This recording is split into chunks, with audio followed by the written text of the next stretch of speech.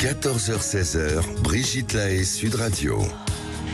Bonjour à tous, nous sommes ensemble durant ces 2 heures sur Sud Radio et en ce mois d'octobre rose, nous allons aborder durant ces 2 heures la relation au sein des femmes. Alors bien sûr, on va parler des femmes, de leur relation à leur sein, parce que c'est d'abord et avant tout le symbole féminin. Le sein, c'est le symbole féminin par excellence, et chez l'homme, c'est plutôt le pénis, mais ça je crois que vous le savez tous. Un cancer dans cette partie du corps, c'est toujours une atteinte à sa féminité, donc on pourra parler de ça, bien sûr.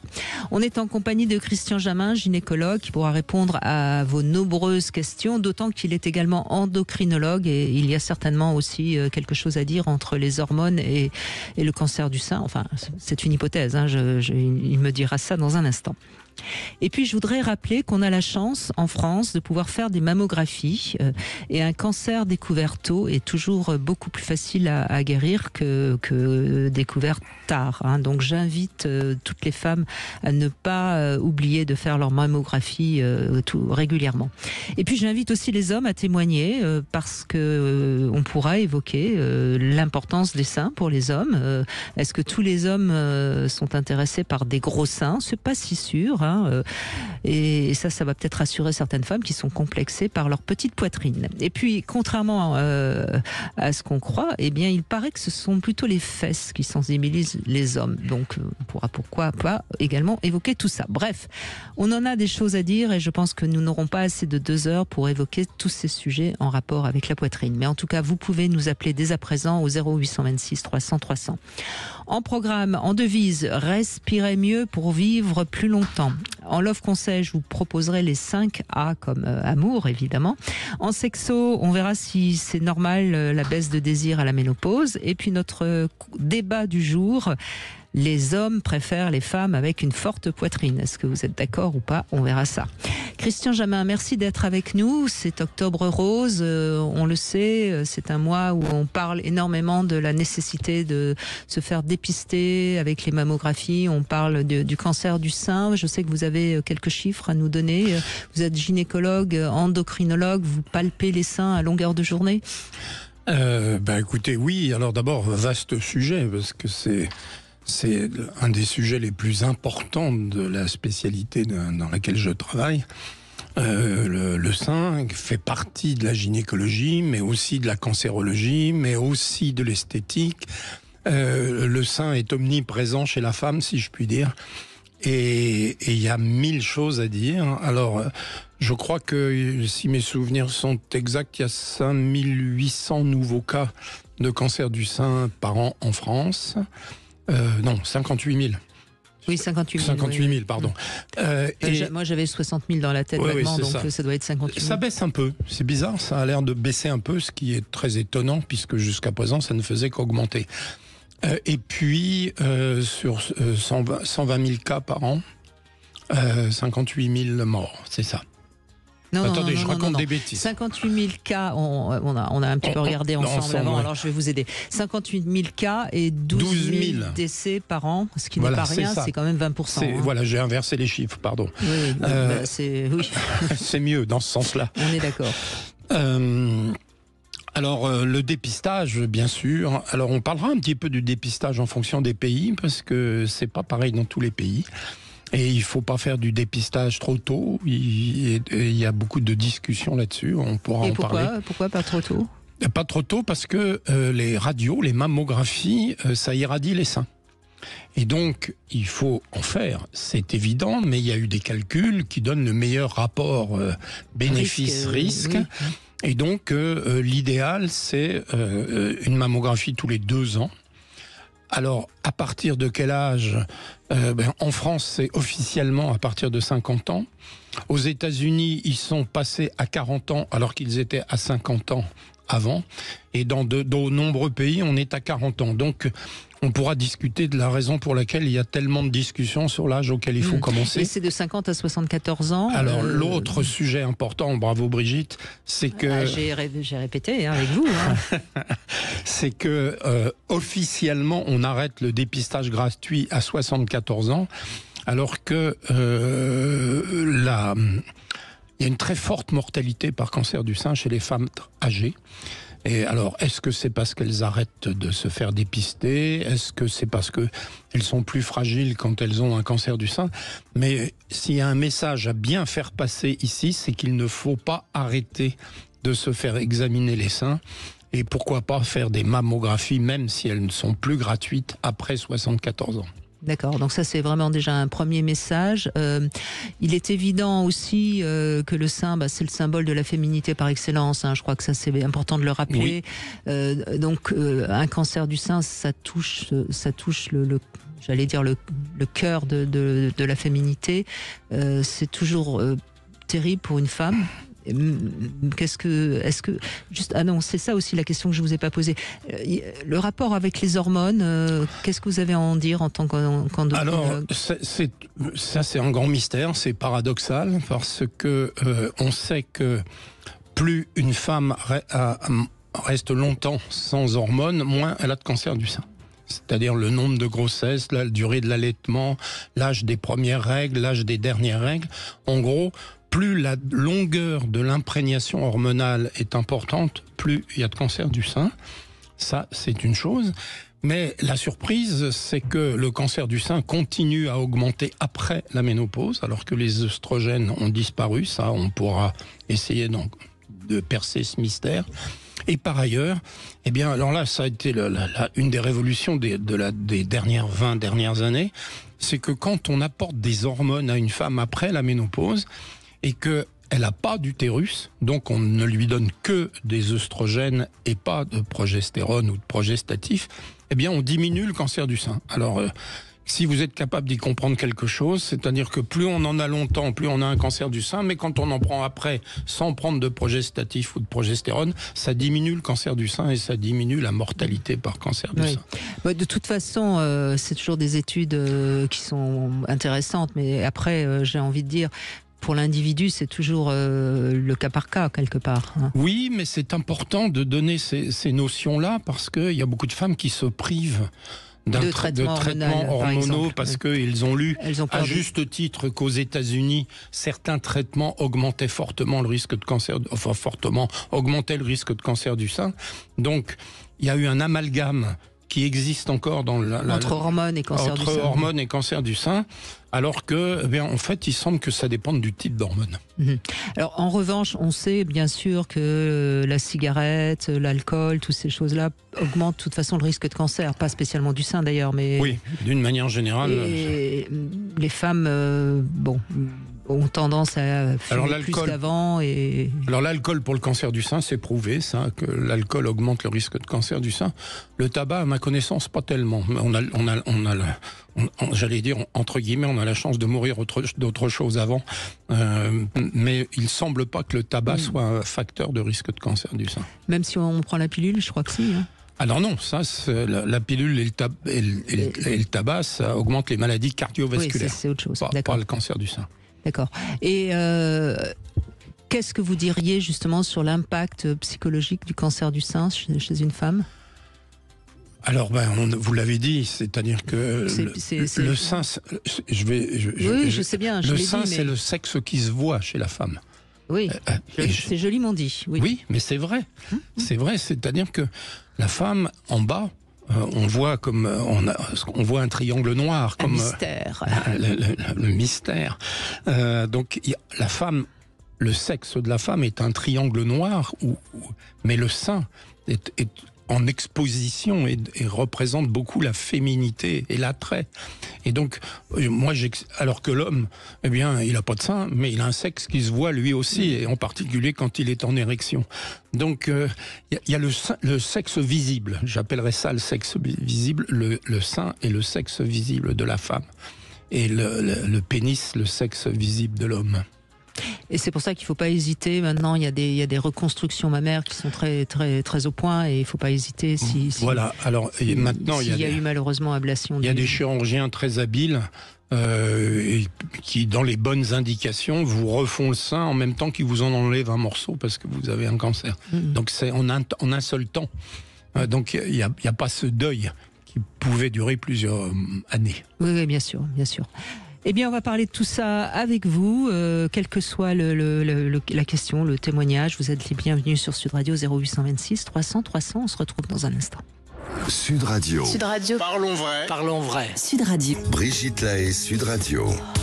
Eh bien, nous évoquons la poitrine des femmes et bien sûr, en ce mois d'octobre rose, le cancer des seins avec Christian Jamin, gynécologue, endocrinologue. Et justement, pendant la pause, on oubliait un des facteurs de risque important, le surpoids. Le surpoids, oui, c'est certain. Et c'est vrai qu'aujourd'hui, on a de plus en plus de personnes qui sont en surpoids, donc c'est peut-être une vraie question de santé publique. Mais pas n'importe quel surpoids en plus.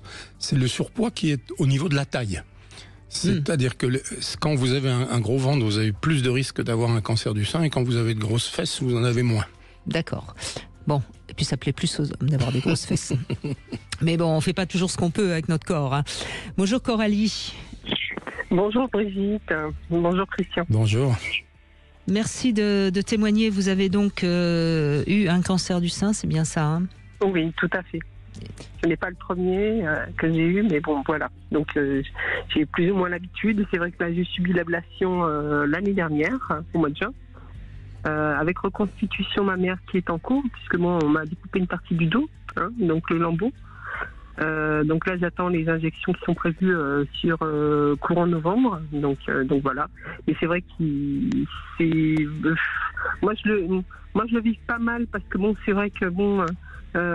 C'est pas mon premier cancer, mais c'est vrai que l'idée de se retrouver avec un sein en moins, ça a été un peu dur au départ, et puis bon, finalement, on vit comme d'habitude, hein, voilà, en attendant la réparation. On se bat et on se dit merci la médecine. Justement, vous dites que c'est pas votre premier cancer, mais justement, est-ce que le fait que ce soit le sein qui soit touché, ça vous a impacté différemment ? Peut-être, c'est possible, puisque bon, c'est vrai que j'ai eu curage axillaire hein, pour les premiers, et je l'ai fait 3 par 3 chaque fois. Là, j'en ai eu 3 encore. Hein. Donc là, cette fois-ci, c'était carcinium infiltrant. Les premiers, je sais pas, mais bon, ils étaient différents, puisque c'était carrément une éponge. Hein. Là, je ne sais pas comment ça se présente, le carcinium infiltrant, mais bon, apparemment, c'était un stade 2, d'après ce que j'ai compris. Donc voilà quoi. Mais bon, j'ai eu des rayons cette fois-ci, alors que pour les premiers, j'ai eu curage axillaire, curithérapie, rayons et chimiothérapie. Mmh. Donc voilà. Et vous avez un compagnon actuellement ou pas ? Oui, j'ai de nouveau une personne dans ma vie qui m'a redonné goût à la vie, parce que bon, c'est vrai que c'est quelqu'un c'est mon rayon de soleil, hein, parce que après ce que j'ai subi, je suis tombée sur un pervers narcissique, et c'est vrai que auparavant, ce qui m'avait pas mal dénigré par rapport à ce que j'avais, hein, puisque bon, il ne supportait pas l'idée que je puisse avoir un cancer, et c'est vrai que bon, c'est assez dégradant quand on vous appelle la femme à un sein et qu'on vous dit t'as plus rien pour plaire, hein, donc voilà. Vous l'avez jeté, j'espère, avec fracas. Je ne suis plus avec lui, voilà. Puis bon, là j'ai rencontré quelqu'un qui me permet d'avoir confiance en moi et qui m'aide beaucoup, quoi. C'est important dans ces moments-là quand même de se sentir entouré, hein, Coralie. Ah oui, tout à fait. Oui, c'est une bonne réparation. Bien sûr. Alors il y a le compagnon, mais il y a aussi éventuellement la famille, les amis. Exactement. Moi, c'est vrai que j'ai fait pas mal de nettoyage au niveau des amis, puisque bon, j'ai vu qui était là et qui ne l'était pas. Hein, donc voilà, ça aussi, ça permet aussi d'éloigner les gens toxiques. On va dire le bénéfice des épreuves. On fait le tri autour de soi. Maintenant, on s'en passerait bien. Hein. Voilà, c'est un mal pour un bien, on va dire. En tout cas, bravo, parce qu'on sent chez vous quand même du courage et de l'optimisme. Oui. Je voulais demander quelque chose à Christian. Il est là, il vous écoute. Allez-y. Vous parliez de ce qui pouvait déclencher le cancer. Vous n'avez pas évoqué le sucre. Et je sais que le sucre est assez favorisé par le cancer. Alors écoutez, d'après ce que j'ai entendu dire. Vous pouvez pas mieux tomber, parce que j'ai beaucoup écrit d'articles, y compris aux États-Unis, sur les rapports entre l'insuline et le cancer du sein. Et donc, qui dit insuline dit excès de sucre. Et donc, effectivement, aujourd'hui, il y a beaucoup de gens qui font attention à l'apport de sucre parce que ça semblerait stimuler les cancers du sein. Et c'est d'ailleurs ce que j'ai dit tout à l'heure. Parce que quand on a un gros ventre, on a plus d'insuline. Et alors que quand on a des grosses fesses, on a moins d'insuline. Et on pense qu'une grande partie des différences de risque viennent de là. Donc, vous avez raison. Alors, on n'a jamais démontré réellement que le fait de se mettre à des régimes sans sucre améliorait le pronostic du cancer du sein, mais on a démontré, alors là, indiscutablement, que le fait de faire de l'exercice physique et donc d'avoir des muscles qui consomment le sucre diminue le risque de cancer du sein, diminue la mortalité par cancer du sein. Le fait de ne pas grossir après avoir eu un cancer du sein améliore le pronostic. Donc vous avez mis le doigt sur quelque chose de très important. D'accord. Je l'évoque parce que je sais que quand j'avais le cancer en moi, systématiquement, moi, je me faisais des cures de sucre. C'était une horreur, quoi. Je me disais, mais attends, j'ai tout le temps besoin de sucre. J'ai contrôlé pour voir si j'avais pas un souci de diabète et c'était pas du tout ça. Mais bon, c'est vrai que le cancer a pas mal joué sur ça, quoi, en fait. Alors, c'est vrai que quand on a un cancer du sein, on en prend un coup sur la calebasse, si je puis dire. Et donc, il y a beaucoup de gens qui se défoulent en mangeant. Et il y a une prise de poids en général après le cancer du sein et après beaucoup de cancers. Et donc, le fait de lutter contre ça, maintenant, fait dans les bons services partie du traitement où on fait faire de la gymnastique, on essaye de faire que les femmes se prennent en charge physiquement en plus du traitement. Voilà, en tout cas, le sport diminue les récidives de cancer du sein. Oui, parce que bon, c'est vrai qu'avec l'hormonothérapie, ce qu'on oublie de penser, c'est qu'on prend du poids. On a un effet yo-yo et c'est terrible. Hein. Bon, j'en ai pris un peu, moi, j'ai repris 5 kilos, mais bon, je la reperdrai, puisque bon, avec la marche, on perd pas mal aussi. Hein, donc, c'est quand même quelque chose d'assez qui accompagne, quoi, au niveau des régimes, au niveau de la stabilité aussi, quelque part. Oui, et la marche, d'abord, c'est un sport formidable parce que ça muscle les fesses. On revient aux fameuses fesses. Christian est complètement obsédé par les fesses, hein, Coralie, il ne faut pas le répéter, mais il ne regarde que les fesses des femmes. J'ai vu ce midi au restaurant, il tournait la tête dès qu'il y avait une femme qui passait avec un beau cul. Mais bon, ça reste entre nous. Non, mais la marche, d'abord, c'est excellent pour les fesses et les cuisses. Et ensuite, la marche a un effet aussi excellent pour le mental, parce que quand on marche, on a l'esprit qui vagabonde et ça diminue le stress, ça diminue les pensées toxiques, négatives. Donc vous marchez, Coralie. Oui, 70% de la masse musculaire d'un individu, c'est ses cuisses et ses fesses. Donc c'est pour ça qu'on n'a jamais vu les marcheurs gros. Hein, parce que ils ont une chaudière qui fonctionne à plein régime et donc effectivement le meilleur sport pour perdre du poids, c'est la marche. Tout à fait. D'accord, écoutez Coralie, on vous souhaite de continuer à garder le moral et merci de ce témoignage qui montre que la vie continue, quoi, et c'est ça qu'il faut toujours se dire. Hein. Je crois que bien sûr que c'est une épreuve, hein, d'apprendre qu'on a un cancer du sein, mais la vie continue, quoi. Voilà. Merci beaucoup Coralie. On fait une petite pause, on se retrouve dans un instant avec le Love Conseil, les 5A. C'est notre... Vous voulez parler à Brigitte Lahaie, 0826 300 300. Brigitte Lahaie, Sud Radio, le Love Conseil. Alors en Love Conseil, Christian Jamin, on va parler des 5 A. Et donc évidemment, c'est le A de l'amour. Hein, et c'est vrai qu'on se sent aimé quand on reçoit de l'attention, de l'acceptation, de l'appréciation, de l'affection.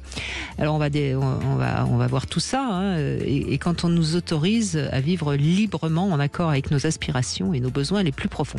Alors l'attention, c'est avoir conscience qu'il y a un lien qui existe. Hein, l'acceptation, c'est prononcer ce oui inconditionnel au fait qu'on est là, hein, qu'on existe. L'appréciation, c'est se sentir quelqu'un de bien. Hein, L'affection, c'est l'amour qu'on éprouve pour soi, pour les autres et qu'on reçoit. Et l'autorisation, c'est donner aux autres et protéger en soi le droit de vivre comme on a envie, sans se sentir contrôlé. Et quand on a ces 5 A, on est bien dans sa vie, on est bien dans sa relation, on est bien, voilà. Et puis on dit aussi à tout à l'heure, donc ça fait le 5e. À la bonne heure, à ce moment-là, on peut en mettre à l'infini. Hein. Voilà. Nous avons Gabriella qui est avec nous. Bonjour Gabriella. Bonjour, contente de vous avoir. Merci. Donc vous êtes actuellement sous chimio, c'est ça Gabriella ? Oui, c'est ça. Demain, je vais faire ma 2e chimio. Oui. Mm-hmm. Alors racontez-nous, qu'est-ce que vous avez envie de nous raconter, de dire ? Je sais pas, je suis un peu émue. J'ai envie de dire que c'est un mal pour un bien. Voilà. D'accord. Quand j'ai appris cette mauvaise nouvelle, c'était une douche froide, comme vous l'avez évoqué tout à l'heure. C'était pourquoi, je n'ai pas compris, je ne comprenais pas, j'avais aucun signe, rien qui disait que voilà, je marche, je mange équilibré. Mais je crois que ce que vous dites, on va le relever, hein, parce que c'est là où c'est quand même un cancer assez invisible, Christian. Hein. C'est-à-dire qu'on aime mieux le découvrir quand il est encore invisible que quand on a trop attendu et qu'on a trouvé une grosse boule. Donc oui, le dépistage, c'est de le trouver avant qu'il y ait une tumeur visible ou palpable. Et c'est votre cas ou vous l'avez découvert parce qu'il y avait une boule, justement, Gabriella ? Il y avait une boule, mais moi, comme j'avais des adénofibromes, j'ai cru que ça en était un autre. Voilà. Parce que j'en ai déjà eu, on m'en a extrait 2, donc pas d'inquiétude au départ. Mais en touchant bien, je me suis dit, c'est pas comme les autres fois. Oui, vous avez raison. Ça fait partie des difficultés parce qu'il y a des femmes qui ont des boules bénignes qui commencent d'ailleurs très tôt dans la vie, chez les adolescents. Voilà, ça s'appelle des fibroadénomes. Et les fibroadénomes ne sont pas des facteurs de risque de cancer du sein, mais ça trompe. Parce que, comme vous l'avez dit si bien, on s'habitue à avoir des boules de temps en temps, mais parfois il y en a une mauvaise. Oui. Donc voilà, mais elle a été prise à temps et l'oncologue a été très, très optimiste. Néanmoins, ça m'a permis énormément de me remettre en question. Ma grand-mère a eu un cancer du sein, ma mère, ma tante et moi. Donc il y a quelque chose d'allusivité de ce côté-là, je suppose. Donc j'en suis pas encore là, mais évidemment que j'y pense. Et je sais pas, j'ai l'impression que plus ça va, plus mon sens à la vie a changé. Oui, ça c'est un des bénéfices secondaires de la maladie. Mais là, on peut penser à un facteur génétique, non, Christian Jamin ? Oui, bien sûr. C'est-à-dire qu'il y a à peu près 20% des cancers qui ont une origine familiale génétique. Ça veut dire que pour les 80% qui restent, on n'en sait rien. Donc, quand il y a des cancers, et ce qu'il faut savoir, c'est que plus le cancer arrive tôt, plus il faut penser à une forme génétique. C'est-à-dire qu'il y a le cancer, j'allais dire, de la femme qui a dépassé la cinquantaine et surtout la soixantaine. Et puis, il y a le cancer de la femme de moins de 40 ans ou aux alentours de 40 ans. C'est pas les mêmes et c'est pas les mêmes tests. D'accord, parce que moi, je vais faire un test justement oncogénétique demain. Voilà. Pour savoir... après, j'ai pas trop d'éléments concernant ma grand-mère. Mais en tout cas, ma mère, elle a eu avant à 60 ans, ou un petit peu avant. Et ma tante, alors moi, je suis issue d'une famille où tout ça ne montre pas, on a du mal à... Et voilà, donc ma tante, on lui a décelé là, elle a 80 ans, et on lui a décelé l'année dernière. Ou cette année, enfin voilà, il n'y a pas longtemps. Donc bon, voilà. Et vous avez quel âge ? 50 ans. Ouais, donc on est là vraiment limite, parce qu'on a eu 2 cancers tardifs. Et vous, un cancer, j'allais dire, semi-tardif. Donc, la génétique n'est pas évidente dans un cas comme celui-ci. Voilà, en tout cas, le test est fait demain. Et parce que, comme je dis, j'ai pas trop d'éléments. Je crois que ma grand-mère l'avait eu avant ses 50 ans. Mais j'ai pas de certitude. Elle est plus là, donc je peux pas le dire. Et puis, j'ai pas trop d'éléments. Néanmoins, le docteur a préféré faire le test oncogénétique. Comme ça, au moins, et de par le résultat, là, si c'est génétique, eh ben, j'aurai certainement l'ablation des 2 seins.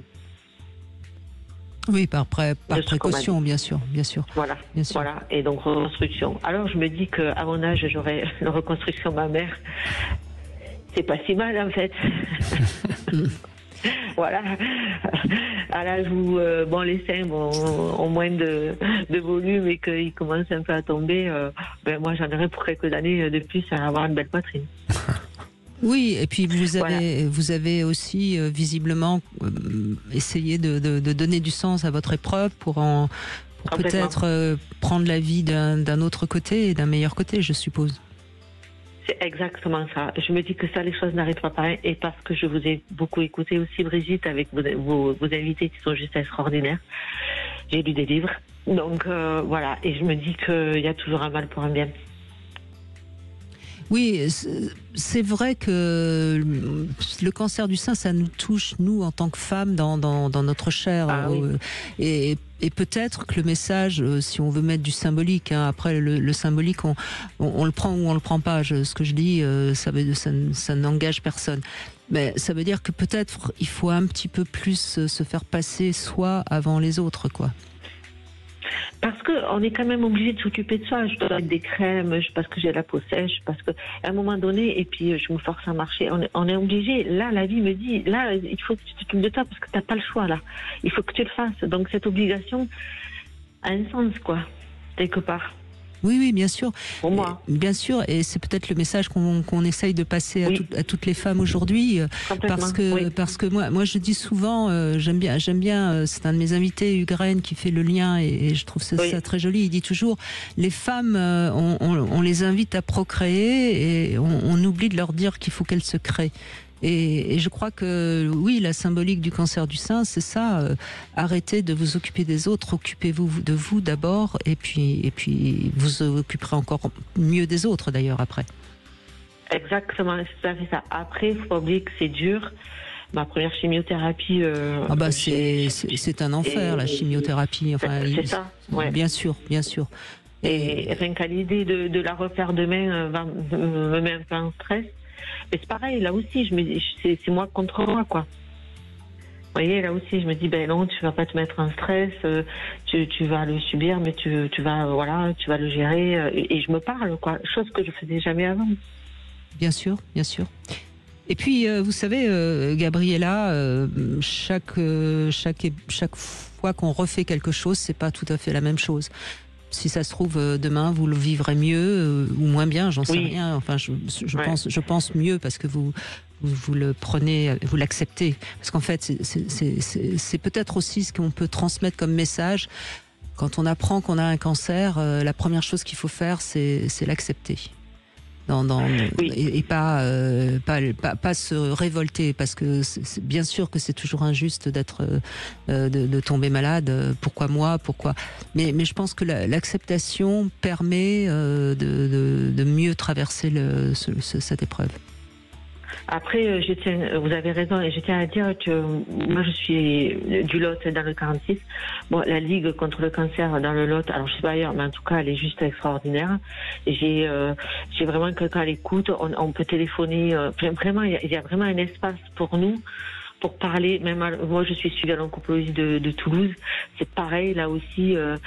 Il y a des psychologues, il y a de tout. Enfin, vraiment, ils mettent tout en place pour qu'on se sente bien. Et ça, il faut le dire haut et fort. Et Octobre Rose sert à ça aussi, à donner des dons pour qu'on nous permette de mieux vivre cette tragédie, quoi. Oui, bien sûr. Et puis, il faut pas hésiter à faire appel à qui que ce soit quand on a besoin, parce que se croire trop forte, c'est aussi une erreur. C'est ça, c'était la mienne aussi. Mais absolument, il faut pas hésiter. Il y a des gens formidables. De toute façon, on est quand même dans un pays. On critique beaucoup la France, mais enfin, on est quand même dans un pays où on a une médecine en pointe et beaucoup d'associations et en effet, il y a Octobre Rose et c'est pour ça qu'on parle du cancer du sein aujourd'hui. Christian, qu'est-ce que vous avez envie de dire à Gabriella ? Eh bien, j'ai envie de lui dire.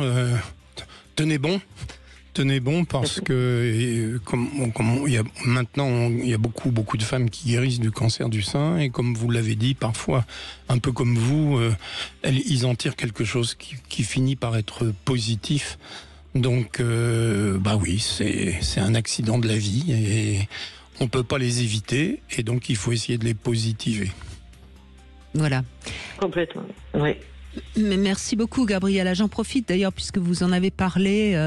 Le mercredi 16 octobre, ce sera la première journée de sensibilisation à la reconstruction mammaire.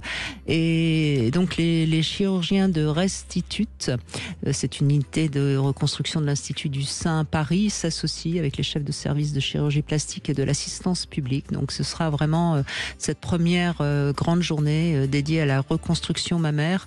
Et ça aussi, on a beaucoup avancé sur cette question-là et c'est très très bien. Voilà, donc ce sera le 16 octobre et vous pourrez suivre ça de près. Voilà. Merci beaucoup Gabriella. On fait une petite pause, on se retrouve dans un instant. 14h-16h, Brigitte Lahaie, Sud Radio. 14h-16h, Brigitte Lahaie, Sud Radio. Christian Jamin est avec nous, gynécologue, endocrinologue. On parle de Octobre Rose, du cancer du sein et c'est bien aussi de donner la parole aux hommes. Merci Pierre, vous avez terminé l'émission presque hier avec nous et vous parliez donc de cet amour inconditionnel que vous avez eu pour votre compagne qui avait un cancer du sein et vous aviez tellement peur de la perdre que vous l'avez un peu étouffée, hein, c'est bien ça. Oui, bonjour Brigitte, bonjour à votre invité. Et c'est vrai que on a des mauvais réflexes. C'est la peur qui joue. Et en fait, le problème, c'est que la peur ramène la peur chez l'autre.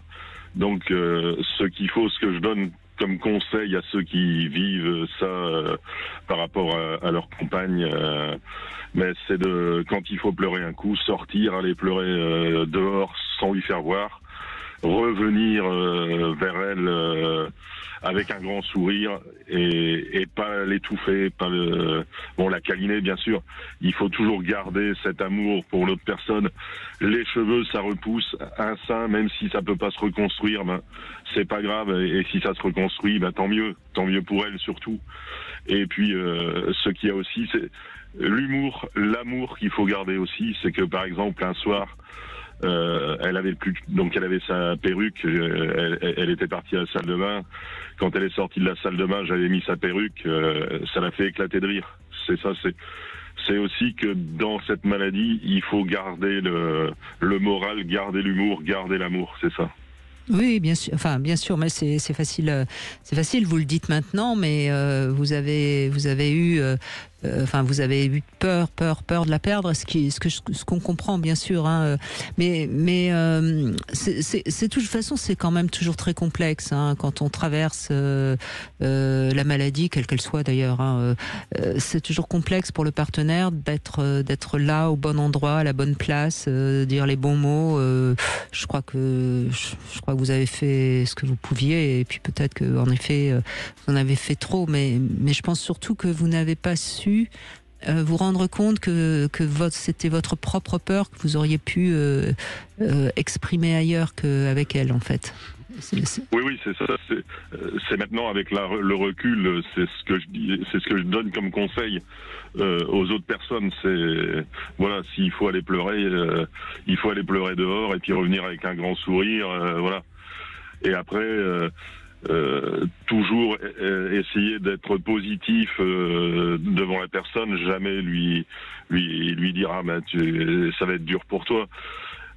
Après, il y a tous ces traitements, comme je dis, les cheveux ça repousse, les sourcils. Ma compagne s'est fait tatouer des sourcils, on voit pas, ça se voit pas du tout. Mais qu'est-ce qui pour vous, en tant qu'homme, quand vous l'avez vu changer de look, hein, qu'est-ce qui est le plus difficile, qu'est-ce qui vous a le plus marqué, j'oserais presque même dire choqué? Alors moi, ça m'a pas choqué parce que je voyais la personne. Non, mais quand je disais choqué dans le sens où ça nous fait mal, ça nous fait peur. Je disais dans ce sens-là, bien sûr. C'est le retour de la chimio et puis dans les premières chimios, elle aussi pensait qu'elle allait mourir et moi-même j'ai pensé que je la verrais pas le lendemain matin. Parce que les traitements de chimio, c'est sec, hein, c'est violent, quoi.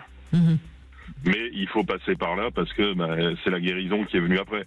Mais sur le coup, quand on voit la personne devenir jaune moutarde, perdre tous ses cheveux, voilà, comme je dis, moi, ça m'a pas choqué de l'avoir sans cheveux. Je lui ai dit, écoute, enlève ton bonnet, ça me fait rien, enlève ta perruque. Quand on est à deux, ça ne me fait rien. Voilà. Et pour elle, ça a été dur, mais elle a compris après. Et après, quand elle était devant moi, ça la dérangeait pas de pas porter son petit bonnet ou sa perruque, voilà. Et ça, il faut que la personne qui vit avec l'accepte. Il faut, voilà, on vit avec quelqu'un, c'est pas pour l'image, c'est pour la personne. Oui, et de toute façon, c'est pas. Enfin, vous êtes resté à ses côtés. C'est elle, à un moment donné, je crois, qui vous a quitté parce que vous l'étouffiez trop. Mais voilà. On entend quand même, je pense, Christian Jamin, que vous avez aussi entendu ça, on entend quand même des partenaires qui fuient. Hein, je crois que c'est le mot. Hein. Oui, il y a des partenaires qui ne supportent pas, qui sont... qui fuient, voilà, parce qu'ils n'arrivent pas à rester... Voilà. devant quelqu'un qui est très malade. Bon, et en même temps, c'est pas terrible de fuir, mais chacun fait ce qu'il peut. Hein.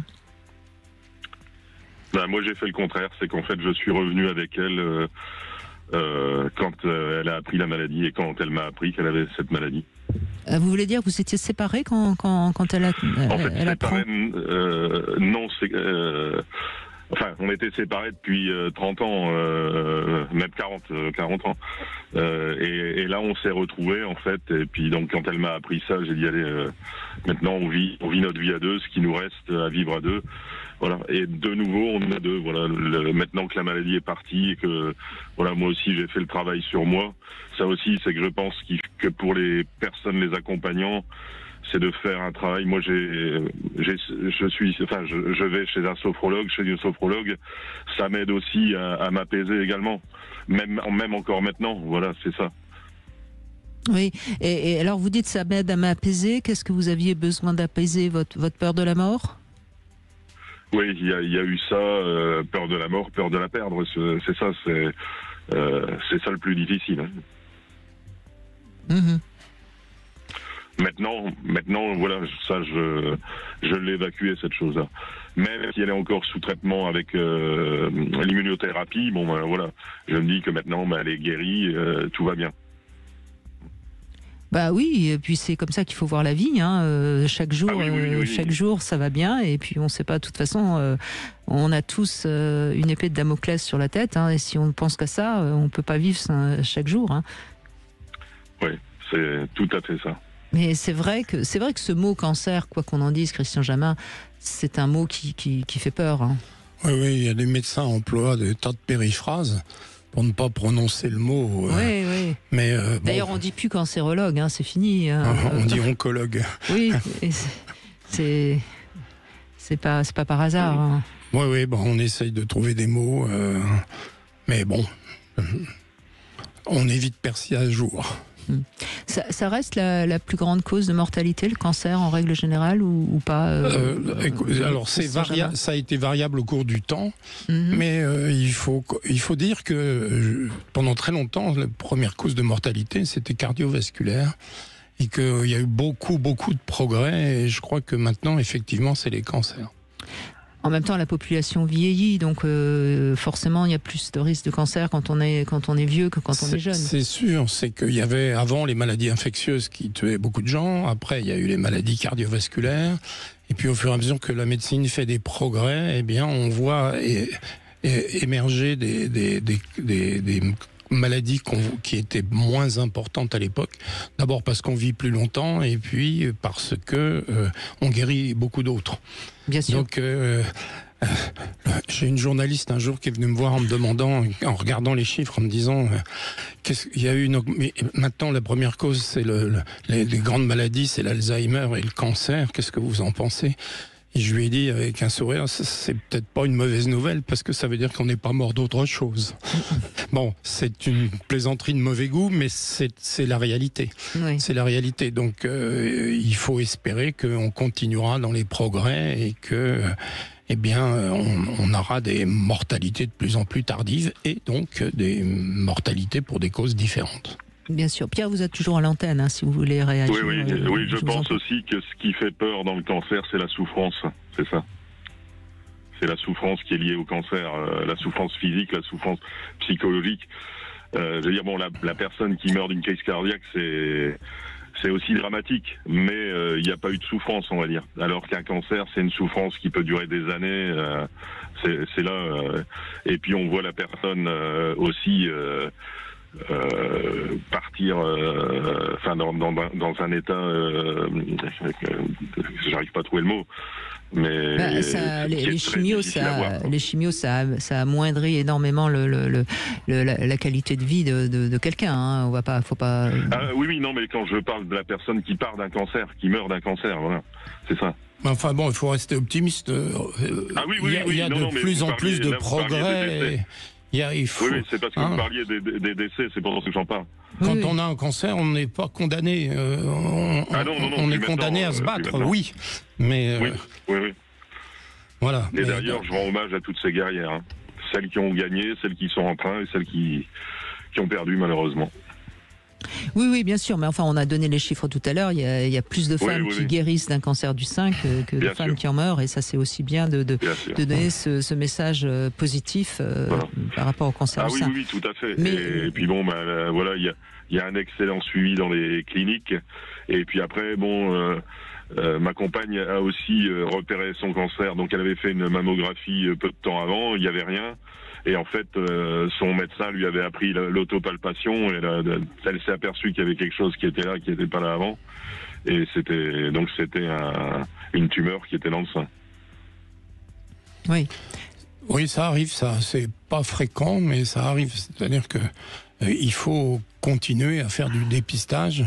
Et ce que vous décrivez, ça s'appelle un cancer d'intervalle. C'est-à-dire que c'est ce qu'on découvre entre deux mammographies.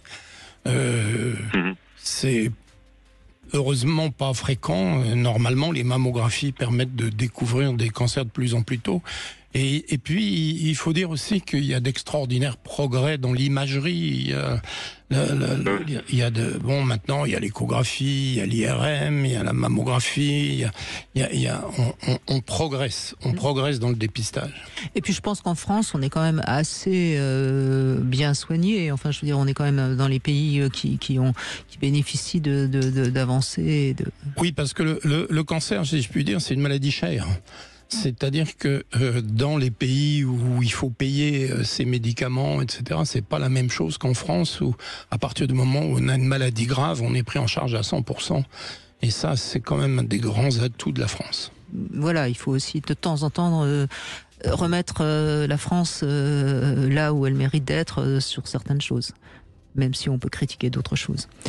Écoutez, merci Pierre de votre témoignage et puis bravo aussi à tous ces hommes qui savent rester de bons compagnons, parce que je crois que c'est pour une femme qui a un cancer du sein, voir son compagnon fuir, c'est un peu la double peine, même si encore une fois moi je juge personne, chacun fait ce qu'il peut et je crois qu'on n'a pas à juger tant qu'on n'est pas passé à travers ça. Voilà. On va continuer bien sûr dans la deuxième heure à évoquer cette question. On donne la parole à tout le monde. Si vous n'avez pas eu de cancer mais que vous avez des questions à poser à Christian Jamin, vous pouvez évidemment également nous appeler sur Sud Radio. Vous pouvez aussi témoigner. De toute façon, on peut parler aussi du sein, symbole du féminin. On peut parler de l'allaitement aussi. J'allais le dire. Oui. Le sein, c'est aussi maman. Oui, c'est aussi le symbole de la mère. Oui, c'est aussi le sein qu'on a tété, c'est le sein sur lequel on pose sa tête quand on est enfant. C'est doux, c'est tendre. C'est l'airbag. Voilà, donc c'est ça aussi beaucoup. Et c'est aussi beaucoup ça pour les couples, quand même, faut dire ce qui est. Oui, bien sûr. Et d'ailleurs, le mamelon, c'est une zone érogène qui a toute son importance aussi, quoi qu'on en dise. Voilà, donc on peut témoigner de tout ça si vous avez envie sur Sud Radio. Et avant de donner la parole aux infos, j'ai aussi une petite devinette. Écoutez bien, Christian Jamin. L'impuissance et la frigidité répondent à la même définition. Quelle est cette définition ? Je laisse le temps des infos pour me trouver la réponse. Sud Radio, votre attention est notre plus belle récompense. 14h-16h, Brigitte Lahaie, Sud Radio. Christian Jamin est avec nous et en ce mois d'octobre rose, nous abordons franchement le cancer du sein. On ose, et grâce à vous, grâce à vos témoignages, on peut parler de tout ça enfin, je veux dire, c'est important de parler vrai sur cette radio de toute façon. Il y a tellement de choses à dire sur. Oui, je crois. Qu'est-ce qui protège, qu'est-ce qui aggrave, enfin 1000 choses. On va essayer de dire. On va attendre les questions. On va dire le maximum de choses grâce à vous également. Et déjà, la devinette, l'impuissance et la frigidité répondent à la même définition. J'aurais dire la frustration, mais c'est pas de l'autre. C'est un défaut d'allumage joint à une panne d'essence. Ah, joli. C'est joli, hein, oui, c'est joli. Alors, on va d'abord décoder la devise du jour, respirer mieux pour vivre plus longtemps. Alors, c'est intéressant parce que la respiration s'accélère quand on est stressé. Et on sait que le stress est un des facteurs de beaucoup de maladies, pas que le cancer d'ailleurs. Et quand on respire plus lentement, et c'est en ça que la relaxation, etc., permet de ralentir eh bien, ça permet de gagner une meilleure santé. La fréquence moyenne de la respiration, c'est 15 par minute. Et il paraît qu'en méditation, on arrive à descendre à 6 par minute. C'est quand même pas rien, ça fait la moitié. Donc, mieux respirer, ça permet de mieux gérer nos émotions, d'améliorer donc notre état de santé. Donc, je vous invite tous à respirer. Et je dis souvent que les gens qui parlent très très vite sont des gens qui accélèrent leur respiration. Donc, prenez le temps, posez-vous. Enfin bref, prenez le temps de vivre, quoi. Joli. D'accord. Et puis, on a Michel qui est avec nous. Merci Michel d'être avec nous. Bonjour. Bonjour Brigitte, bonjour Christophe Jamin. Je voulais intervenir aujourd'hui dans le cadre d'Octobre Rose. En fait, ma femme était atteinte d'un cancer du sein en 2012 et il s'est révélé que c'était juste après la naissance de notre fille, 1 mois et demi après. Et c'est là qu'est apparue lors de l'allaitement une tumeur au sein gauche. Et vous comprendrez aisément tout le bouleversement qui en découle dans la vie. On a la joie d'avoir la naissance d'un enfant et parallèlement à ça, pratiquement, on est atteint d'un cancer. Oui, c'est pas drôle. Non, c'est très compliqué et vous passez donc par d'énormes phases puisque ma femme a eu, a eu une force exceptionnelle pendant cette période de 11 ans où elle s'est battue pour voir grandir ses enfants et nous accompagner dans chaque jour de notre vie. Et je voulais juste passer ce témoignage que la force est vraiment en chacun d'entre elles et également dans l'entourage qui fera le maximum, vraiment le maximum. Enfin, j'espère avoir fait le maximum pendant toute cette période de vie où on a accompagné. Vous l'avez accompagné, bien sûr. Voilà, bien tout sûr. à fait. Et oui, Christian, allez-y, je vous en prie. Oui, je voulais dire que les rapports entre grossesse et cancer du sein sont variés, si je puis dire. C'est-à-dire que globalement, plus on fait un enfant tôt, plus on diminue son risque de cancer du sein. Et donc, comme aujourd'hui, les grossesses sont de plus en plus tardives, on explique en partie l'augmentation des cancers du sein par le fait que les premières grossesses sont plus tardives. Donc, on se protège quand on est enceinte tôt. Et par ailleurs, on augmente le risque quand on a des grossesses tardives. Donc ça, c'est à savoir. Et puis, il y a une forme très particulière, j'imagine que c'est celle qu'a eu votre épouse, c'est les cancers qui surviennent au décours d'une grossesse. Et pour l'instant, je crois qu'on n'est pas très au fait de comprendre. Certains disent c'est les hormones de la grossesse qui ont activé un cancer du sein, et d'autres disent que c'est les variations de l'immunité pendant la grossesse, parce que pendant la grossesse, une femme tolère un corps étranger, et donc elle a une baisse de son immunité, et beaucoup de gens, dont je fais partie, pensent que l'apparition des cancers du sein tout de suite après une grossesse sont liés à des phénomènes immunologiques, mais pour l'instant ça reste très hypothétique. Mais c'est fréquent Dieu merci, non. Non, parce que c'est quand même c'est des formes sévères, et Dieu merci, il y en a peu. En même temps, Michel, et merci de votre témoignage et on entend votre émotion, en même temps, elle a pu quand même pendant 11 ans voir sa fille grandir. C'est 2 filles, puisqu'elle avait une première grossesse avec 6 ans d'écart. Donc ma première fille est née en 2006. Et donc on n'a pas. En fait, le cancer de ma femme est un cancer génétique dû à une mutation. Et donc on a été un petit peu condamné, enfin elle a été condamnée par cette mutation, puisque on n'a pas réussi à l'endiguer. Elle a eu 2 rémissions qui se sont passées correctement. Les premiers traitements de chimio se sont bien passés. On a eu, je veux dire, quand même beaucoup de réussite dans les réductions de tumeurs. Après tout ça a entraîné différents traitements de radiothérapie, bien entendu, ablation de toutes les ovaires, etc. Bon, ils n'ont pas fait d'ablation des seins parce que c'était pas nécessaire. Mais après, il y a chaque fois eu des métastases qui ont, je veux dire, continué à se diffuser. Donc ensuite c'était le sternum, et ensuite c'est parti sur le foie, ensuite c'est parti sur les côtes, etc. Donc tout ça a mené beaucoup de combats sur 11 années, quoi. Oui. C'est vraiment une maladie sournoise, et malgré toutes les possibilités médicales aujourd'hui, je pense que nous sommes arrivés au bout, puisqu'elle avait encore eu en 2022-2023 les derniers traitements qui venaient des États-Unis. Mais c'est vrai que c'est très compliqué. C'est très compliqué, et les personnes s'usent au travers de ces traitements. Ma femme est partie avec 40 kilos, elle en faisait 65-70, c'était son poids normal. Donc vous imaginez toute la souffrance qu'elle a eue au travers de ces traitements. Et je dis simplement à chaque personne qui aujourd'hui est atteinte de cette maladie, il réside sans aucun doute des espoirs.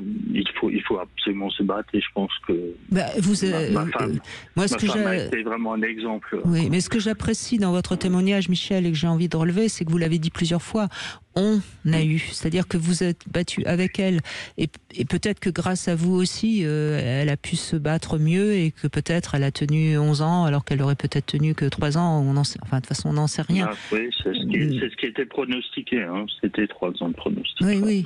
D'après tous les oncologues. Voilà. Oui, donc vous avez votre part de courage aussi, et puis voilà, et puis même pour ces filles, c'est moins difficile de perdre sa maman à 11 ans qu'à la naissance, hein. Même si c'est forcément pour vos filles, c'est toujours difficile de perdre sa maman trop tôt. Ouais, donc, mais vous êtes là, j'imagine. C'est ça, je suis là. Donc aujourd'hui, notre prochain combat, c'est le dépistage de nos filles, pour voir effectivement s'il n'y a pas de mutation génétique qui s'est inclue, et la surveillance. Donc je dis à toutes les femmes, faites le dépistage, c'est la seule prévention qu'on a aujourd'hui vis-à-vis de tout ça. Alors j'ai oublié un 4e point dans les rapports entre grossesse et cancer du sein, c'est que maintenant, dans certaines formes de cancer du sein, j'allais dire peu agressives, on autorise les grossesses aux femmes après un cancer du sein, alors que pendant très longtemps on les a déconseillées. Donc maintenant, il y a un certain nombre de femmes qui ont des grossesses après un cancer du sein. Et pour ça, parfois, on est amené à mettre de côté des ovules qu'on prélève et qu'on garde si jamais l'ovaire a dû souffrir de la chimiothérapie. Oui, donc c'est un message aussi important à donner aux femmes. Michel, merci beaucoup de votre témoignage, parce que bon, vous vous êtes senti touché par l'émission aujourd'hui, et c'est gentil de participer, parce que je le rappelle, on a besoin de vous, de vos témoignages pour avancer, tous ensemble. Merci Michel. Merci. On va continuer dans un instant avec Karine également qui veut témoigner. À tout de suite. Sud Radio. Sud Radio. Parlons vrai. Parlons vrai. Sud Radio. Parlons vrai. 14h-16h, Brigitte Lahaie, Sud Radio. Christian Jamin, toujours avec moi, gynécologue, endocrinologue, et qui peut répondre évidemment à toutes vos questions concernant le sujet du jour, le cancer du sein, ou les seins tout simplement. Et merci Karine de témoigner. Bonjour. Bonjour Brigitte, bonjour Christian. Bonjour. Bonjour, moi je suis très impressionnée parce que c'est la première fois que je participe à une émission de radio, mais effectivement le sujet, j'ai estimé que le sujet en valait largement la peine. Alors voilà, moi j'ai 43 ans, je suis maman de 2 enfants, un garçon de 12 ans et une fille de 8 ans, et je suis accompagnée dans la vie par le papa depuis une petite vingtaine d'années maintenant. Et j'ai découvert à l'aube de mes 42 ans que j'avais un cancer du sein. Alors moi, il s'avère que ce cancer du sein a un caractère héréditaire, puisque j'ai su, lorsque j'étais enceinte de ma fille, j'avais environ 33 ans, que j'étais porteuse du gène BRCA1. C'est un gène dont moi à l'époque j'avais entendu parler, puisque Angelina Jolie, la célèbre actrice, en avait beaucoup parlé à un moment donné. Et c'est vrai que à partir de ce moment-là, on m'a dit voilà, il y a 2 options qui s'offrent à vous. Soit vous faites un suivi étroit entre IRM, mammo, écho, etc. Soit d'ores et déjà vous pouvez faire des opérations de prévention. Et c'est vrai que je n'ai pas passé le cap, en tout cas je me laissais le temps de mûrir cela, et donc j'ai préféré les examens, puisque c'était pour moi c'était pas évident, et surtout ma mère et ma tante qui avaient eu le cancer du sein l'avaient eu sur le tard, donc environ à la petite 60aine d'années. Et donc je pensais que si jamais par malheur ça devait m'atteindre un jour, j'aurais un petit peu de marge devant moi, sauf que cela m'a rattrapée. Donc en fait c'est vrai que si j'appelle, c'est parce que je ne suis pas certaine que ce sujet-là du gène BRCA1 a déjà été abordé. C'était ensuite pour prévenir aussi, puisque effectivement moi je suis quelqu'un qui a été suivi donc à raison de tous les 6 mois, un coup l'écho mammo, un coup l'IRM, un coup l'écho mammo. Oui, donc on peut penser déjà que votre cancer a été diagnostiqué très tôt. Oh, oui. Alors oui, effectivement. Ceci dit, ce n'est pas l'examen en lui-même qui l'a décelé, puisque ça s'est passé entre 2 examens, c'est-à-dire qu'en juillet 2022, j'avais passé une IRM sur laquelle rien n'apparaissait.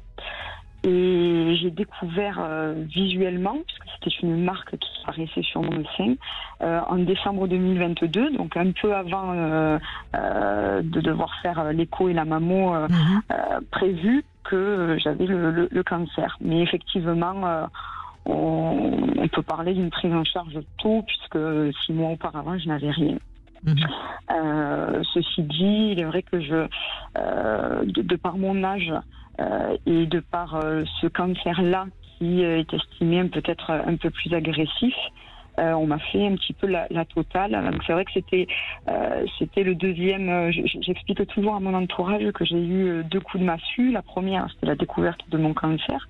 Et la seconde, c'était le deuxième coup de massue était de connaître l'étendue du protocole, qui était assez lourd me concernant, puisque j'avais donc, on m'a expliqué qu'il y avait, ça s'est passé comme ça, 1 an et demi de soins avec de la chimio, des rayons, de l'immunothérapie et des opérations.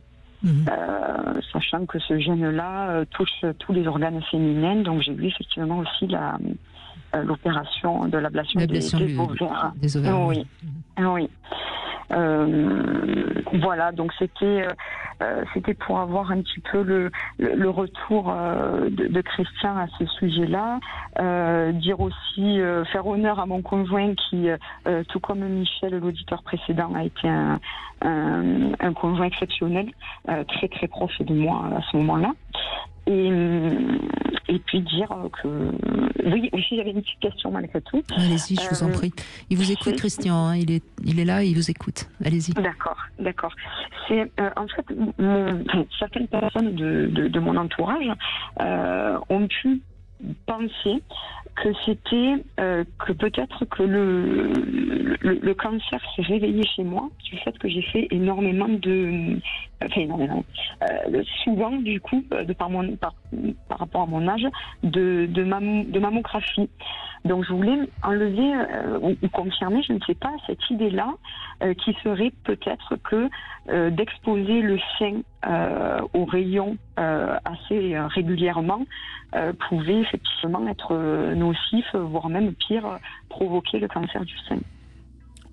Bien. Eh ben, on est parti là pour un bon moment. Je vais essayer je vais d'abord essayer d'expliquer ce que c'est que ces gènes. On a tous les jours des milliards de mitoses, c'est-à-dire de cellules qui se divisent dans notre corps, et que immanquablement il y a des erreurs dans ces divisions. Et que Dieu n'est pas parfait. Il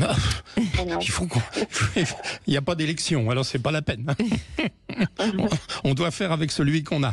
Donc, on a des milliards de mitoses, et donc il y a des mitoses qui se passent pas bien et qui sont susceptibles de donner des cellules qui peuvent se transformer en cancer. Mais comme la nature est bien faite... merci Dieu. Ah, merci Dieu, et merci Brigitte de nous l'avoir rappelé. Il y a des systèmes qui détruisent les cellules mal foutues ou des cellules, des gènes qui réparent ces cellules-là. Et donc, dans les gènes de destruction et de séparation, il y en a des gènes majeurs et des gènes plus mineurs. Alors, c'est-à-dire majeur, un suffit pour être malade, et mineur, c'est des agrégations de gènes qui favorisent le cancer. Et donc, dans les gènes chez la femme qui favorisent le cancer du sein, il y a le BRCA1, BRCA2 et PAL-B2, c'est les trois principaux. Mais ça ne veut pas dire que les autres n'existent pas, mais il faut qu'ils s'y mettent à plusieurs. Et donc là, on a des anomalies de la réparation, et c'est pour ça qu'on a des cancers qui sont beaucoup plus tôt. Et ça explique aussi pourquoi les cancers viennent avec l'âge, parce que plus on a vécu longtemps, plus on a de risques d'avoir eu de ces mutations ou de ces divisions qui sont irréparables. Donc voilà un petit peu pour expliquer ce que c'est que votre gène BRCA1. C'est BRCA1 que vous avez dit, hein? Oui, donc BRCA1. Et donc bien ça, c'est le sein principalement, l'ovaire, et puis il y a d'autres cancers comme le pancréas ou d'autres qui peuvent être favorisés par ça. Donc vous avez déjà mieux compris ce qui vous est arrivé. Alors, quand on a une mutation, on sait qu'on a des risques importants d'avoir un cancer, donc il faut les dépister. Alors, pour les dépister, pour le cancer du sein, eh bien, pendant très longtemps, on n'a eu que la mammographie. Maintenant, on a l'IRM, on a l'échographie, on a d'autres types d'examens. Et donc, par ailleurs, si on fait trop de mammographie, et surtout si on les fait trop tôt, eh bien les rayons qui sont liés à la mammographie peuvent aggraver le risque. Et donc, mais j'allais dire, c'est vrai pour la population générale, c'est pas vrai tout à fait chez les femmes mutées, parce qu'on sait que de toute façon ça va tomber, et donc là on n'a pas beaucoup de choix. C'est toujours le principe bénéfice-risque. Bénéfice-risque. Alors, dans votre cas, il valait mieux prendre le risque. Ce qu'il faut savoir, c'est que d'une manière générale, dans une population, il faut jamais faire de mammographie, sauf cas très particulier avant l'âge de 40 ans. Parfois on voit à faire. Et par ailleurs, en fonction des pays, on débute le dépistage à 40 ou 50 ans. En France, c'est 50 ans. Aux États-Unis, c'était 50 ans. Maintenant, ils viennent de passer à 40. et dans beaucoup de pays, c'est 40, et il y a beaucoup de débats à propos de la question que vous venez de me poser, c'est-à-dire, faut en faire, mais faut pas en faire trop. Et donc, mais dans votre cas, le problème ne se pose pas parce qu'on savait que ça allait arriver. Et donc, ce qu'il fallait, c'était vous suivre de près. Alors, on fait... alors bon, il y a des protocoles pour diminuer l'irradiation et surtout, ne pas le faire trop tôt. Voilà. Voilà, Karine, pour répondre à votre question.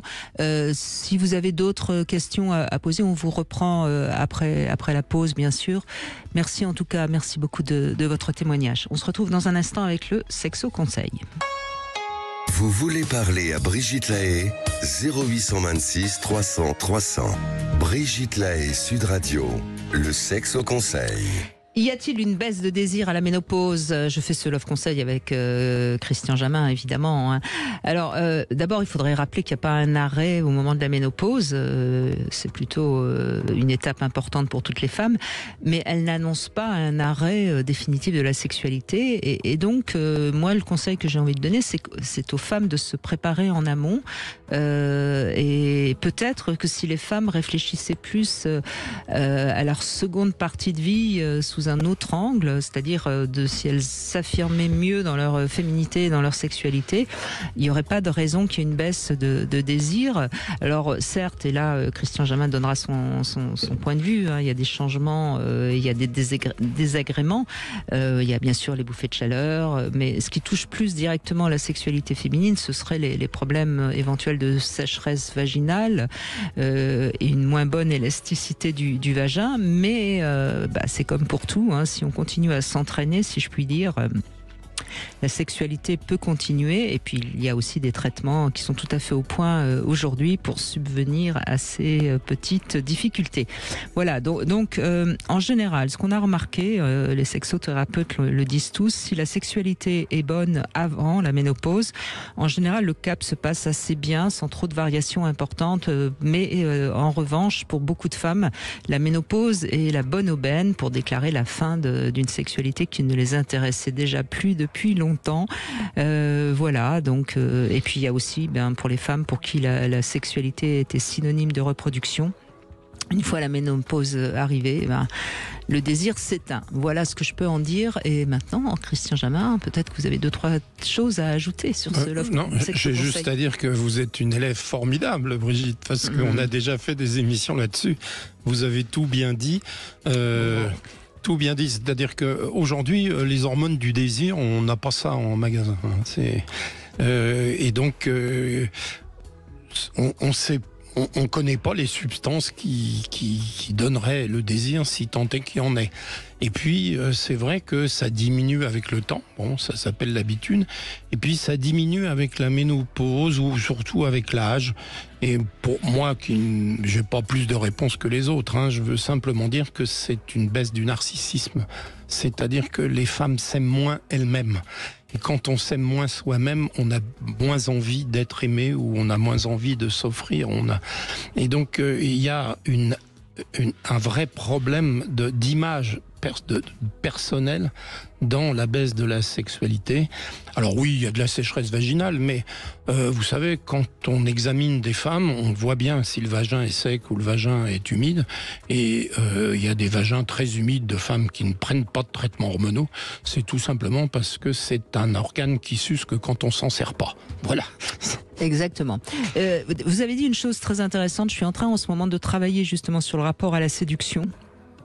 Et il y a des choses très intéressantes à dire et peut-être que ce sera le sujet, le thème d'une émission prochaine parce qu'il y a le besoin ou le désir de séduire est en effet très fluctuant suivant nos âges, suivant nos périodes de vie et c'est évidemment également très différent chez les hommes et chez les femmes. Mais c'est un autre sujet. On revient sur Octobre Rose avec Christelle qui est avec nous. Bonjour Christelle. Oui, bonjour. Bonjour à vous et bonjour à tous les deux. Merci de m'écouter et de répondre à ma question. Mais je vous en prie, allez-y, on vous écoute déjà. Alors, en fait, moi, j'ai subi une hystérectomie il y a un peu plus d'1 an, en juillet l'année dernière, mais on m'a laissé les ovaires. Et en fait, je me posais la question, moi, je fais les mammographies chaque 2 ans, je devrais la refaire cette année. Je vais faire 46 ans. Et en fait, je me posais la question de la palpation, parce qu'on dit toujours, c'est juste après son cycle de règles.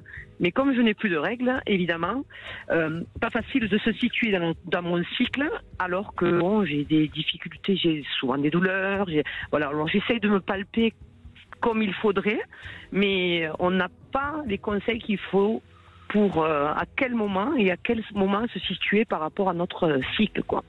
Voilà, c'était ma question. Alors, peut-être un peu bête. Pas du tout. Oh là là, pas du tout. Alors, première réponse à une question que vous n'avez pas posée. Je crois que je ne sais plus qui disait. Il y a pas ici, on donne toutes les réponses, surtout quand on les a prévues avant.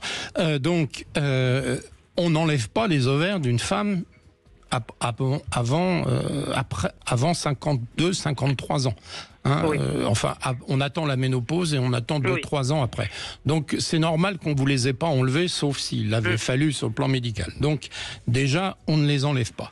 Donc le cycle persiste et contrairement à ce que pourrait annoncer le nom, ménopause, ça veut dire arrêt des règles, c'est pas parce qu'on n'a plus d'utérus qu'on est ménopausé. Quand on est ménopausé, quand les ovaires ne fonctionnent plus. Ça c'est. Mais alors maintenant, la palpation des seins est plus simple quand on n'est pas après l'ovulation. Alors chez vous c'est compliqué à savoir, mais en gros après pour les femmes qui ont des règles, on se palpe mieux les seins pendant les règles ou au début du cycle. Et puis j'allais dire, quand faut-il se palper les seins? Alors ça c'est une vraie question, parce qu'on n'a jamais vraiment démontré que l'autopalpation diminuait la mortalité par cancer du sein, mais en fait les femmes se palpent les seins. Non, c'est les hommes qui palpent. Alors justement, vous me l'avez retiré de la bouche. Non, on se palpe les seins souvent sous la douche. C'est-à-dire que quand on se passe du savon sur les seins, eh bien, c'est quelque chose qu'on fait, une fois par jour ou une fois par semaine, ça dépend des gens. Mais donc, il n'y a pas une date particulière dans votre cas particulier. Sauf que quand vous sentez que vos seins sont tendus, c'est peut-être pas la peine d'insister. Mais palpez-vous les seins régulièrement, avec tendresse et douceur et profondeur. À chaque fois que vous êtes sous la douche avec le savon, vous passez la main à plat sur les seins. Il n'est pas prouvé que ça modifie la mortalité, mais il est prouvé que ça fait qu'on s'intéresse à son corps et qu'on le suit. Voilà. D'accord. Mais faites-le par amour de vos seins et pas par peur de trouver quelque chose, parce que faites-le avec tendresse. Voilà. Ça fait du bien. C'est vrai que le fait d'avoir une sensibilité douloureuse régulièrement au niveau de cette partie-là, ça a tendance en fait à me mettre des doutes. Oui, j'entends. Mais je pense que c'est une erreur. Enfin, Christian. Il ne faut pas le faire à ce moment-là. Il faut le faire quand ça fait pas mal et quand c'est agréable. Parfait. Oui, mais je crois que vous avez certainement un peu de poitrine, je suppose. Oui. Donc c'est normal que par moment les seins soient plus douloureux. C'est l'inconvénient de l'avantage. Plus on les seins, enfin là je parle, Christian va confirmer ce que je dis ou pas, mais ayant moi-même un peu de poitrine, c'est vrai que de temps en temps les seins sont douloureux, mais c'est pas forcément signe que c'est pas bien ou que ça va pas. C'est juste ça n'a rien à voir. On est d'accord. Alors ça a été un grand combat des années 70. C'est-à-dire qu'il y avait des gens qui disaient que quand on avait ce qu'on appelle une mastopathie bénigne, c'est-à-dire les seins douloureux, tendus, etc., ça augmentait le risque de cancer du sein. Ça s'est avéré être faux. C'est-à-dire le fait d'avoir des seins qui durcissent, qui font un peu mal, etc., n'est pas un facteur de risque de cancer du sein. Mais c'est un facteur de risque d'agrément à se les palper ou à faire appel à la main-d'œuvre étrangère. Voilà, donc c'est juste pour vous rassurer, Christelle, tout va bien. C'est pas parce que j'entendais quand même entre les mots un petit peu de stress. Oui, d'inquiétude. Oui. Ouais, Bon, ça, donc c'est pas la peine. Mais c'est pas la peine d'en rajouter. Non, Super. c'est vraiment pas la peine. Merci, merci Christelle. Merci à vous, merci. Alors bonne journée. je profite pour rappeler ce mercredi 16 octobre 2024 aura lieu la première journée de sensibilisation à la reconstruction mammaire. Là aussi, on a beaucoup avancé, hein, et c'est donc les chirurgiens de Restitute, cette unité de reconstruction de l'Institut du Sein Paris, qui s'associe avec les chefs de service de chirurgie plastique de l'assistance publique, qui sont donc à l'origine de cette première grande journée en France dédiée à la reconstruction mammaire. Et c'est vrai que c'est chouette aussi qu'on avance sur ce sujet. Je suis ravi, je connais très bien ces gens-là et je travaille avec eux et ce sont des très bons professionnels. Voilà. Et les chiffres sont là, hein, ce qu'on disait en début d'émission, parmi ces 60 000 femmes, 20 000 vont devoir subir une ablation du sein, une mastectomie donc. Et évidemment, le fait qu'elles puissent avoir recours à une reconstruction mammaire, ça change quand même la vie. Hein. Totalement. Et moi j'ai vu des femmes qui avaient donc une reconstruction mammaire, et franchement c'est bien, c'est très au point aujourd'hui. Oui, puis bon, ça fait beaucoup de bien au moral, ça aide à passer cette période si difficile sur le plan personnel. Donc oui, c'est très...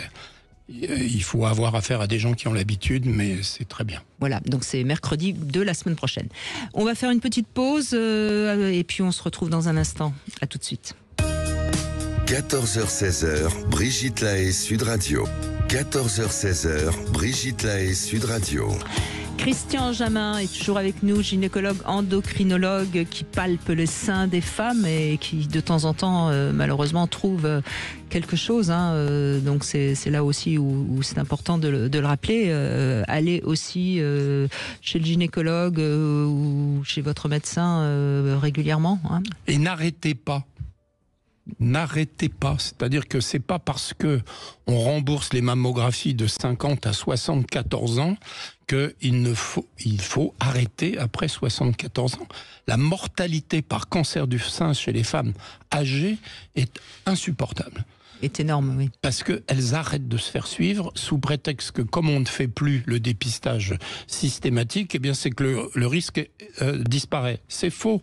C'est la deuxième période de gravité du cancer du sein. Donc une femme, quel que soit son âge, doit continuer à avoir des examens du sein, même si c'est plus gratuit comme avant 74 ans. Exactement, c'est important. La prévention, on ne cesse de le dire dans tous les domaines d'ailleurs. Christophe, merci de témoigner. Bonjour. Bonjour Brigitte et Christian. Bonjour. Enchanté. Donc c'est votre sœur, je crois, qui a été victime. Ouais, je voulais témoigner parce que j'ai été choqué par le fait du cancer du sein. Parce que les campagnes publicitaires, les campagnes de prévention, je les trouve beaucoup trop légères par rapport à l'impact que ça peut avoir physiquement et intellectuellement sur une femme. Ma sœur, à un moment donné, m'a montré son sein abîmé, retiré. Et j'ai trouvé ça extrêmement dur et extrêmement choquant pour sa féminité. Et ça, sur les préventions, on le voit pas assez. Je crois qu'il y a eu une campagne à un moment donné où c'était un peu dur, mais il faut montrer la dureté de la chose parce que c'est vraiment choquant. Et alors ça c'est intéressant ce que vous dites, mais c'est un avis enfin. Il y a des gens qui pensent exactement le contraire. C'est vrai que l'ablation d'un sein, morphologiquement, c'est très choquant. Donc j'entends bien ce que vous dites, Christophe. Mais est-ce que pour autant, il faut des pubs qui soient trop choquantes ? On le dit aussi, par exemple, pour les accidents de voiture. Certains disent qu'il faudrait des pubs beaucoup plus choquantes. D'autres disent non. Je sais pas. Moi, encore une fois, j'ai pas d'avis. Je crois que ça dépend des gens. Oui, je crois que ça peut faire peur de voir ça. Et donc, il y a des gens qui refusent, y compris quand c'est bon pour eux, parce qu'ils ont peur. Aujourd'hui, on a des gens qui refusent les vaccins, par exemple, puisqu'on parle de cancer gynécologique, aujourd'hui refusent ne pas faire un vaccin pour le cancer du col de l'utérus. C'est une absurdité complète. Mais il y a des gens qui ont peur, donc ils ne le font pas. Et donc, je pense que là, ce que vient de dire Brigitte, faire peur, c'est pas forcément non plus positif. Alors la peur, c'est une chose. La réalité de la chose en est une autre. Moi, je réalisais pas que le cancer du sein, c'était aussi dramatique. À partir du moment où je l'ai vécu avec ma sœur, où elle m'a montré son sein, j'ai tout compris. Mais avant, je n'ai pas été sensibilisé plus que ça. Déjà, je suis un homme. Et le message m'a pas atteint jusqu'au cerveau, quoi, jusqu'à mon cœur, ou mon cœur, je sais pas, comme Oui, mais j'entends ce que vous dites et je comprends très très bien le message que vous voulez faire passer, et vous le faites passer d'ailleurs. Pour ceux je pense que l'émission qu'on a faite aujourd'hui, les femmes qui l'écoutent, les hommes qui l'écoutent, vont avoir envie de ne pas louper la prochaine mammographie. Je pense qu'on aura fait notre part, nous, Christophe. Mais ce que je veux dire par là, c'est qu'il faut jamais oublier que de montrer des choses trop horribles peuvent avoir un effet inverse, c'est-à-dire c'est ce que dit Christian, vous voyez. Donc le juste milieu est difficile à trouver. Et puis il y a deux choses positives quand même dans ce qu'on a dit cet après-midi, c'est que plus on trouve les tumeurs tôt, moins sera délabrante la chirurgie. Et puis aussi il y a aussi l'extraordinaire développement actuellement de la reconstruction. C'est-à-dire qu'effectivement, il y a un moment donné où on peut faire une reconstruction immédiate dans certains cas, on peut faire une reconstruction secondaire. Nos amis de chirurgiens plastiques ont fait des progrès formidables. Et donc, effectivement, cette image terrible de la chirurgie mammaire peut être adoucie par nos amis chirurgiens plasticiens. Oui. Je ne sais pas si votre sœur est toujours en vie ou pas. Non, ma soeur s'en est sortie. Elle a été il y a 5 ans que ça s'est produit. Elle a fait une reconstruction, je suppose. Oui. Elle l'a fait. Ça passe aussi par récupérer du gras autour du ventre. Ça passe aussi par des cicatrices. Enfin, c'est pas anodin, quoi. Mais la maladie, c'est jamais anodin. C'est surtout celle-là. Ah oui. Et j'ai surveillé ça. Enfin, j'ai surveillé ça. J'ai compris à partir de ce moment-là que ah oui, cancer du sein, c'est ça. Voilà, c'est mon témoignage. Oui, bien sûr, Christophe, et merci de témoigner. Et puis ça montre bien que vous êtes proche de votre sœur et que vous l'aimez, et que quelque part son épreuve vous aura servi aussi à mieux profiter de chaque instant de la vie aussi. Ça, c'est certain, oui. C'est certain, il faut peu de choses. C'est la politique qui a été choisie contre le tabac, avec les images terribles sur les paquets de cigarettes. Pour ma part, j'ai pas lu d'article là-dessus. Quel était l'impact de ça là-dessus? Ça, je ne sais pas. Mais c'est vrai qu'il y a des gens qui ont pensé comme vous et qui ont voulu le faire sur les paquets de cigarettes. Oui, on voit bien sur le paquet de cigarettes que ça tue. Et pourtant, ce qui a fait baisser la consommation, c'est plus l'augmentation du prix du paquet de cigarettes que ce message qui est. Enfin, c'est vrai. On peut pas dire que là, ils n'ont pas été à fond dans ce que vous dites, Christophe. Et c'est pas. Après, oui, le cancer du sein, c'est une fatalité, pas la cigarette. La cigarette, on peut. Si on veut pas avoir le cancer, on l'arrête, quoi. On arrête la cigarette. Oui, vous avez complètement raison dans cette réponse. Mais on faisait pas la comparaison entre le risque d'avoir un cancer à cause de la cigarette et le cancer du sein. On se serait. Enfin, c'était pas du tout le propos de Christian, mais c'est pour montrer que c'est pas forcément. Voilà. Et par rapport à la prévention routière, il y a eu des tas d'études qui ont été faites et il n'y a pas de réponse non plus qui montre que des images horribles d'accidents font ralentir les chauffards. Donc je crois encore une fois, Christophe, que c'est l'individu. On ne peut pas faire de généralité sur la façon dont fonctionne l'individu. Donc on fait ce qu'on peut. Mais je voudrais revenir à ce que j'ai dit en tout début d'émission. Bien sûr, Christian. Les deux choses qui permettent de diminuer le risque de cancer du sein, c'est de faire des enfants tôt et de les allaiter longtemps. et d'en faire beaucoup. Eh bien, je ne crois pas que de dire ça va faire que je vais faire changer la natalité à moi tout seul. Non. Et pourtant, je sais que c'est un de vos grands désirs, hein, c'est que les femmes fassent des enfants plus tôt et en fassent plus. Alors, ce qui est quand même important, et ça, on peut le signaler aux femmes qui nous écoutent, c'est sûr que c'est plus facile d'être enceinte à 20 ans qu'à 35. Donc, si vous avez envie de ne pas louper la maternité, il vaut mieux s'y prendre assez tôt. Eh bien, je pense que Brigitte, puisque vous en avez parlé, c'est une bonne idée pour une de nos émissions prochaines. Oui, si vous voulez, la prochaine fois que vous venez, on évoquera la fertilité. La fertilité, le recul du désir, pourquoi, est-ce que c'est individuel, est-ce que c'est sociétal? Il y a beaucoup de choses à dire. Eh bien, c'est promis, je vous offrirai ces 2 heures de parole sur un sujet qui, je sais, vous tient beaucoup à cœur. On abordera ce sujet. En tout cas, encore une fois, je crois qu'il faut pas. On avait envie, Christophe, merci aussi d'ailleurs, parce que c'est en ce sens que vous avez participé à l'émission d'aujourd'hui. On avait envie de participer à cet octobre rose. Et puis voilà. Après, bien sûr que les chiffres sont importants. Je crois que c'est une femme sur 8 une femme sur 8, oui. Qui aura un cancer du sein dans sa vie. C'est pas rien. Hein. Et on n'a pas dit, mais plus le cancer est survenu tôt dans les apparentés, plus il faut être méfiant. C'est-à-dire que les cancers familiaux se débutent plus tôt que les cancers accidentels. D'accord. Donc si on a quelqu'un dans sa famille qui a eu un cancer du sein assez tôt, en tant que femme, il faut être beaucoup plus méfiant. Il faut être plus vigilant. Voilà. Et donc ça fait partie des facteurs de risque. Et donc là, on repart sur faut-il commencer les mammographies, à quel âge, est-ce qu'il faut faire une IRM, enfin, c'est un grand débat. Et Christophe, votre sœur, il y a d'autres femmes dans votre famille qui ont eu un cancer du sein, vous savez, ou pas?